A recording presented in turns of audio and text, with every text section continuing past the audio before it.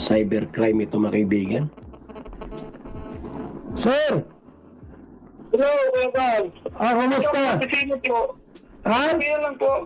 Nag-duty na ako po. Ano po tayo mamaya? Nakapunta ka po. Napunta ako dyan. Sige po, dito lang po ako. Yung kay Federico, okay na yung papel? Opo, piprint ko po.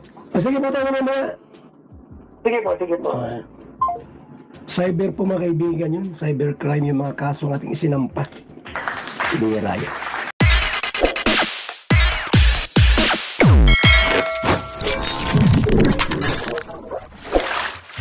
Okay guys, isa na muling mapagpalang umaga, tanghali, gabi po sa inyo lahat. Sana po ang lahat ay nasa mabuting kalagayan at ligtas po sa anumang kapahamakan. Saan man po kayo dako ng mundo naroroon. Ako po muli ang inyong lingkod, Maestro 21 TV. At sa ating video ngayong araw na ito, mga kalingap, tayo muli po ay magbibigay ng panibagong reaction po tungkol nga po dito sa nalaman po natin sa naging live po ni Kuya Bal.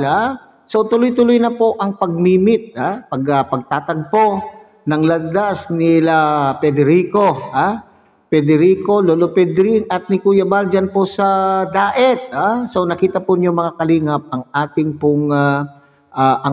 pong maikling video clip na ating pong kinuha po sa naging live po ni Kuya Bal at ito po ay isang resibo para naman po huwag niyong sabihin na tayo po ay gumagawa lang tayo ng kwento o isyong pag-uusapan. Okay?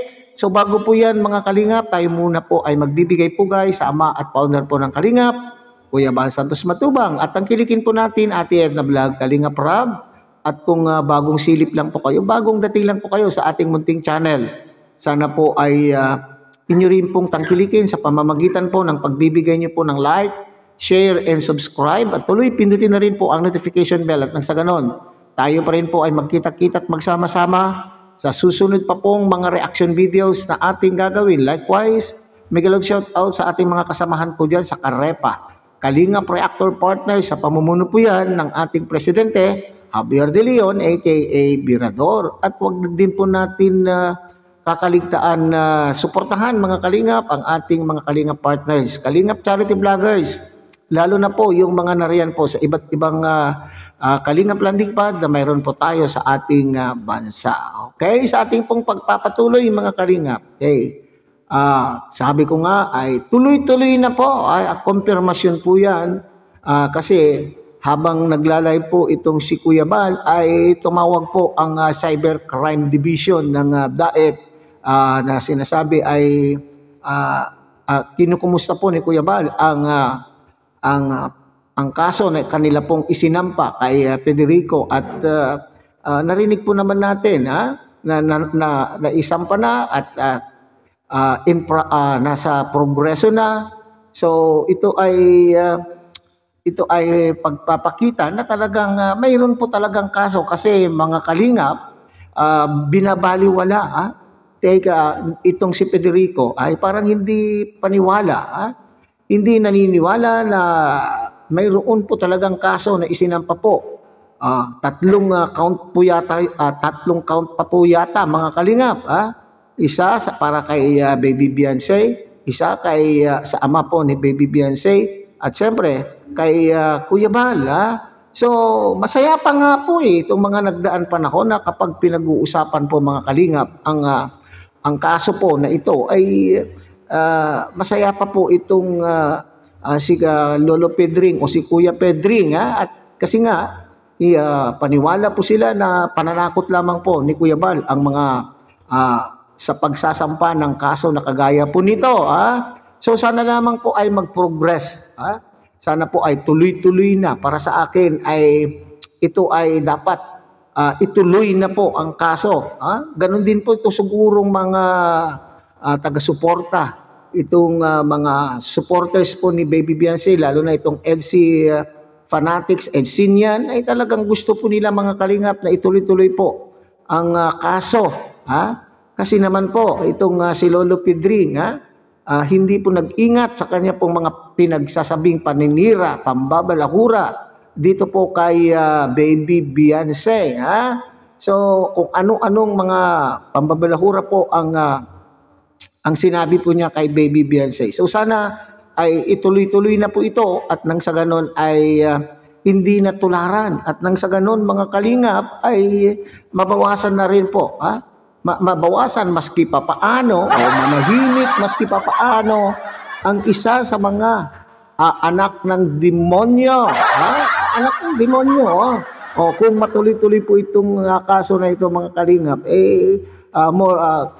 more or less, mananahimik po itong si Lolo Pedring at maski pa paano ay manahimik. May isang mananahimik, kung hindi man na-impluwensyahan po yung mga iba pang mga anak ng demonyo, ay pansamantala sila po ay tatahimik at iiwasan po nila yung mga ganitong paggawa po ng kwento. Kung ano-ano po yung mga kwentong ginawa po nitong Pedring kay Baby Beyonce na sinasabing galisin itong si Baby Beyonce at itong at hindi daw po siya maganda at mukha daw po siyang ano po yung sinabi niya, mukhang bakla. Ang matindi po doon mga kalingap, hindi naman maganda. Hindi po yun masyadong mabigat yung sinabing hindi maganda kasi nasa ating pananaw, nasa ating pagtingin kung ang isang tao ay maganda. Pero itong sasabihin mong galisin, di maganda at mukhang bakla, at kung ano at malandi, yun mas matindi po yun na pananalita mga kalingap, itong salitang malandi. Sinasabi niya na itong si Baby Beyonce ay malandi. Saan po niya kaya nakuha itong salitang itong mga kalingap na itong si Baby Beyonce ay malandi? Nandyan ba yan? Siya sa kalapit lang ba niya itong si Baby Beyonce? At masasabi po niya na itong Beyonce ay isang malanding dalagita o dalaga. Okay? So yun po yung matindi mga kalingap na paninirang puri kay Baby Beyonce. So dito kung tuloy-tuloy na po ang kaso ay naku po, humanda na. Papaano po yung ano po yung mangyayari po kay Lolo Pedring? Alam po naman natin na itong mga tumutulong po sa kanya financially, itong mga kaalyado po niya, mga katropa po niya na nagsasalita noon, na nagsasabi na sila po ay tutulong financially kay Lolo Pedring, ay para bagang sila po ay nagkakasiraan na, di ba? Para bang sabihin ba natin nagkakatampuhan o nagkawatak-watak na rin po yata itong mga kalingap. So papaano na po? Alam po naman natin ang kalagayan na pinansyal po ni Lolo Pedring, kaya nga po siya po ay nagmamadali pong ma-monetize ang kanyang channel at sila po ay malakas ang loob na gumagawa-gawa ng mga ganitong mga issue, sumabak sa mga balahuraan upang sa ganun ay madagdagan naman po yung kanya pong kita. Okay, sabihin mo natin may pinagkakakitaan po si Lolo Pedring yung kanya pong pananahi, pero hindi po yun nakakasapat. Yung kita po niya po sa mga kalingap sa kanya pong pananahi ay maaaring sapat-sapat lamang po sa kanila pong pangangailangan. Nakita po naman po ninyo ang itsura po ng paligid o environment po nitong itong si Lolo Pedring. So papaano na po yan? Ayan kasi dapat mag-isip-isip po. Mag-isip-isip kung ano po, kung bakit tayo ay nandito sa social media. Hindi kinakailangan tayo po ay magpa-controversial.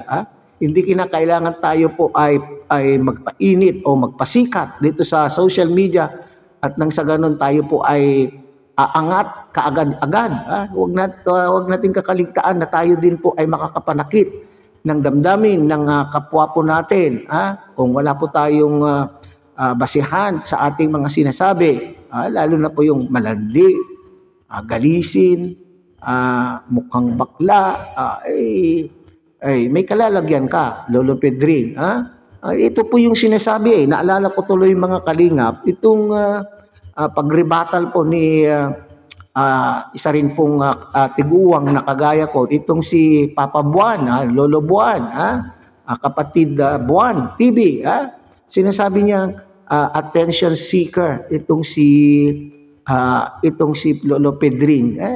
talaga naman po yun po yung kanya pong layunin. Yung unang-una pa lang po na gumawa po ng kanyang channel, kailan lang po naman nagkaroon po ng channel, ay nagmamadali po talaga. Nagmamadali po itong Lolo Pedring na talagang umangat yung kanyang channel kaagad-agad at umaasa na siya po ay tatangkilikin dahil po sa kanya pong mga pinagsasasabi. At nang sa ganun ay nasa isip po niya siguro, maski pa paano ay kumita ang kanya pong channel para po sa kanya pong pangangailangan at kanya pong pangangailangan po ng kanyang pamilya. Pero wag naman po tayong wag naman po tayong balakura. Wag naman po tayong balakura. Okay, so maligaya ka na, Lolo Pedring, at makikita mo na in person itong si Kuya Bal. Ano kayang pag-usapan po nila mga kalingap pagdating po doon sa Daet? Hindi biro-biro po ang may kaso po, lalo na po kung ang kaso po ay doon sa malayo, isinampa doon sa malayo sa iyong lugar. Kagaya po niyan, kailangan bibiyahe ka pa, gagastos ka ng pera para makarating ka sa hearing. Kasi kung hindi ka makarating sa hearing ng 3 beses, warrant of arrest ang haharapin mo. Dito ba mga kalingap? So hanggang dyan na lang po tayo mga kalingap. Muli, tangkilikin po natin Kuya Bal Santos Matubang, Ate Edna Vlog, Kalingap Rob. At muli pinapakiusapan po kayo na sana po ay inyo rin pong tangkilikin ang munting channel na ito sa pamamagitan po ng pagbibigay niyo po ng like, share, and subscribe. At tuloy, pindutin na rin po ang notification bell at nang sa ganon tayo pa rin po ay magkita-kita at magsama-sama sa susunod pa pong mga reaction videos na ating gagawin.